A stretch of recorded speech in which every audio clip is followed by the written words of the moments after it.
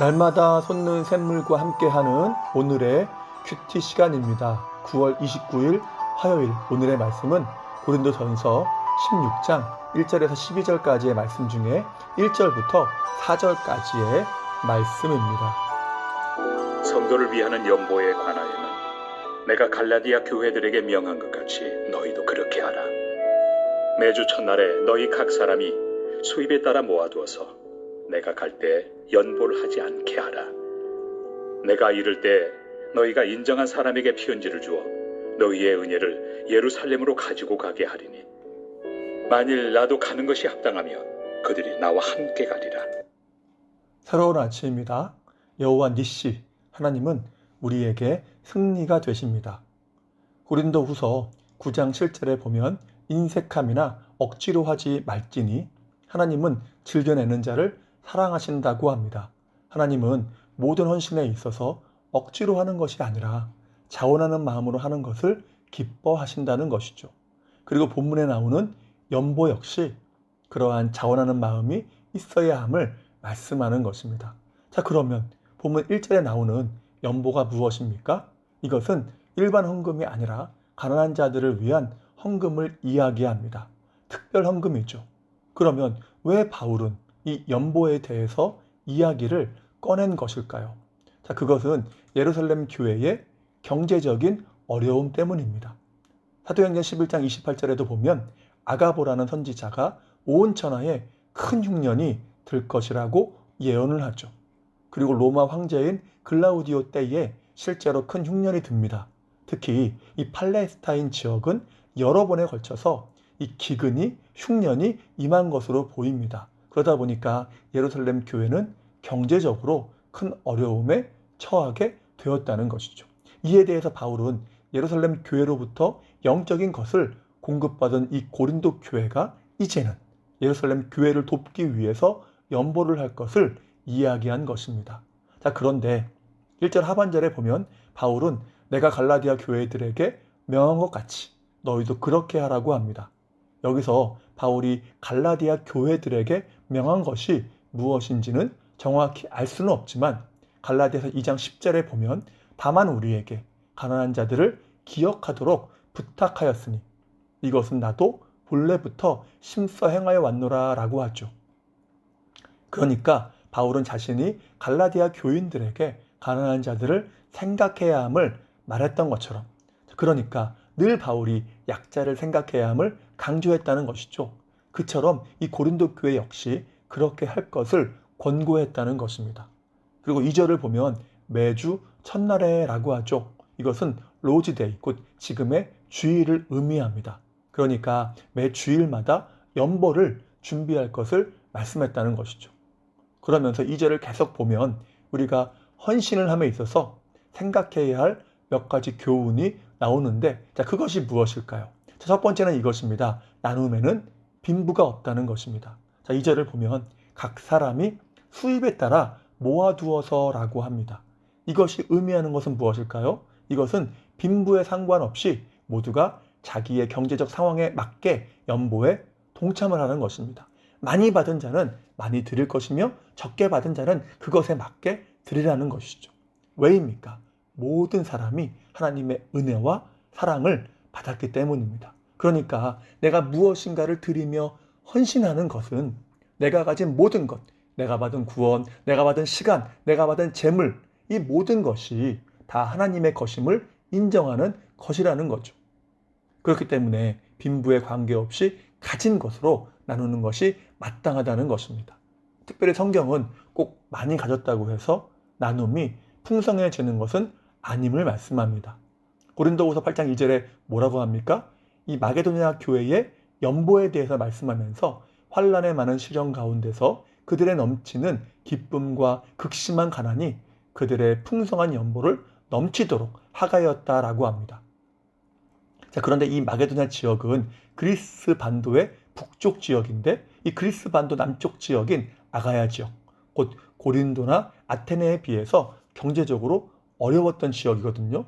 그런데 놀랍게도 이 마게도냐 교회가 그러한 극심한 가난에서 풍성한 연보를 했다는 것이죠.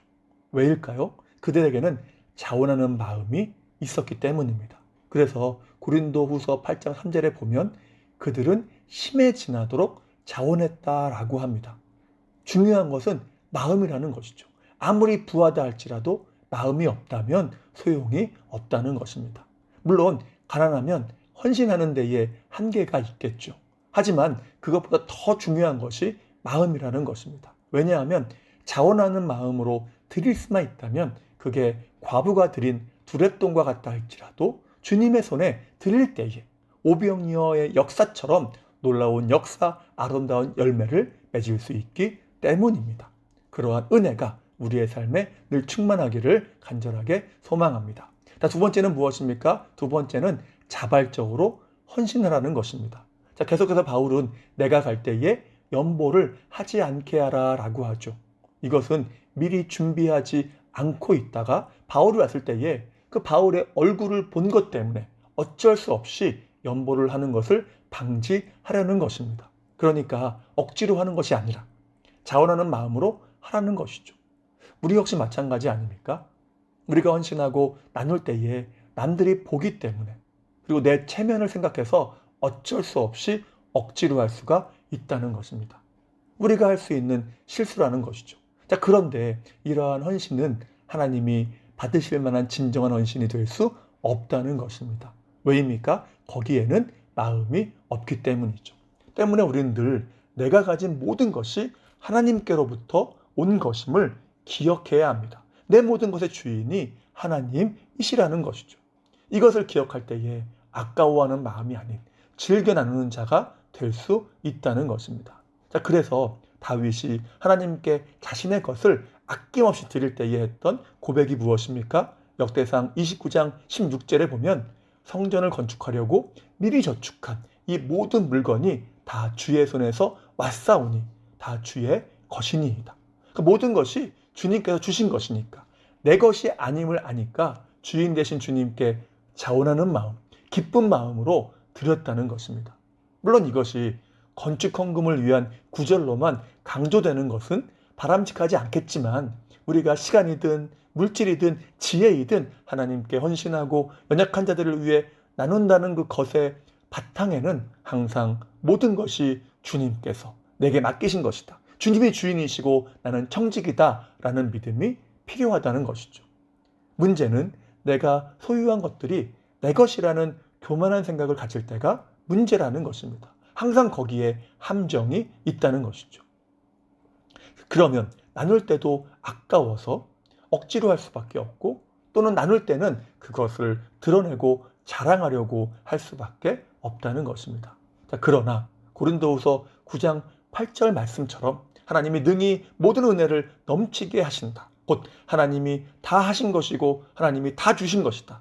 모든 것이 은혜다라는 믿음을 가질 때에 교만하지 않고 인색하지 않게 되고 자원하는 마음으로 헌신할 수 있다는 것입니다. 자, 이제 말씀을 마무리합니다. 고린도 전서에 계속 흐르는 주요 주제는 이 믿음의 공동체가 그리스도의 보혈 안에서 하나라는 것입니다. 한 몸이 되었다는 것이죠. 그리스도 안에서 한 몸의 지체된 자로서 연약한 자들을 위해 연보를 하는 것, 또 내가 가진 것으로 나누는 것이 옳다는 것입니다. 꽤 오래된 찬양 중에 사랑은 참으로 버리는 것이라는 찬양도 있죠. 자, 그런데 연보라는 말 자체가 버릴 연자를 씁니다. 그리고 도울 보자를 쓰죠. 그러니까 주님의 사랑을 받은 자로서 연약한 자들을 위해서 나누는 것은 움켜쥐는 것이 아니라 무엇인가를 버리듯이 그 사랑 안에서 자원하는 마음을 가지고 나누는 것이라는 것이죠. 왜입니까? 가장 중요한 것은 하나님이 그것을 받으시는 것이 되느냐라는 것인데 하나님은 인색함으로나 억지로 하는 것은 기뻐하시지 않기 때문입니다.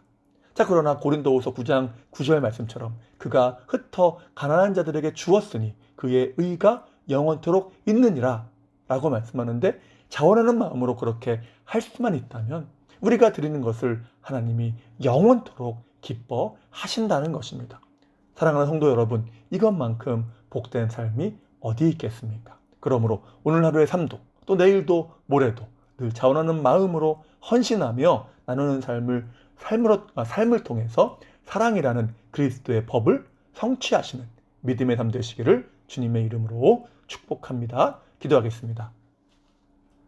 사랑과 은혜가 충만하신 하나님 감사합니다. 오늘도 인생 속에서 다윗처럼 우리가 가진 모든 것이 주께로부터 왔음을 기억하며 고백하는 삶이 될 수 있도록 붙잡아 주시옵소서. 그러한 믿음으로 하나님께 헌신하며 나눌 때에 겸손한 마음과 자원하는 마음으로 헌신하는 삶이 되는 줄 믿사오니 그런 헌신을 보시고 하나님께서 받으시며 더 놀라운 은혜와 복으로 갚아주시는 참으로 복된 믿음 되도록 주님 우리 모든 성도들의 믿음을 붙잡아 주시옵소서. 오늘 하루의 삶도 주님께 온전하게 의탁합니다. 눈동자와 같이 보호하시며 주님의 날개 그늘 아래 지켜주시고 또한 목자가 되어주셔서 필요한 모든 것으로 채워 주시옵소서. 다시 한번 주님의 은혜를 간구하오며 예수님의 이름으로 기도하옵나이다. 아멘.